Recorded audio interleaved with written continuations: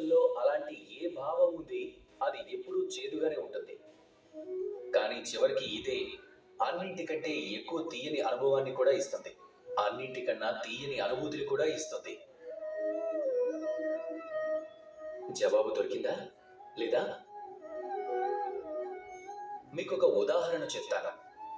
సీతాదేవిని అపహరించినప్పుడు అప్పుడు శ్రీరాముడు 4 నెలలు దాకా ప్రతీక్షించి ఉన్నారు. ఆయన వెతకాలనుకున్నారు, కానీ ఆయన తన ప్రయత్నాన్ని ఆపేశారు. అప్పుడు ఆయనకు ఎంత బాధ కలిగి ఉంటుందో ఊహించుకోండి. ఆయన కేవలం ఎదురు చూశారు. అది వర్షాకాలం. ఎన్నో రోజుల దాకా సూర్యుడి ప్రకాశమే కనిపించలేదు.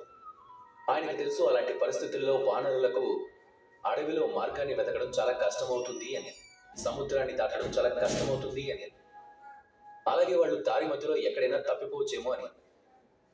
అందుకే ఆయన ఎదురు చూశారు. ఇక ఆ ఎదురు చూపునికి ఫలితం ఏం దక్కింది? సముద్రంలో సేతు నిర్మాణం, అలాగే సీతాదేవి గౌరవంగా మళ్ళీ తిరిగి రావడం. ఒకవేళ శ్రీరాముడు అలా ఎదురు చూడకుండా ఉండుంటే ఖచ్చితంగా ఇవన్నీ ఎప్పటికీ సాధ్యమయ్యేవే కాదు. ఇక ఈ శక్తి సహనానికి. ఇదే మన కొత్త పాఠం.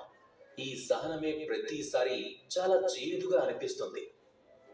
సహనం వహించడం చాలా కష్టంగా ఉంటుంది. ఇక ఇదే అన్నిటికంటే శ్రేష్టమైన ఫలాన్ని కూడా ఇస్తుంది. అన్నిటికంటే తీయని అనుభవాన్ని ఇస్తుంది. అన్నిటికంటే తీయని అనుభూతిని కూడా ఇస్తుంది.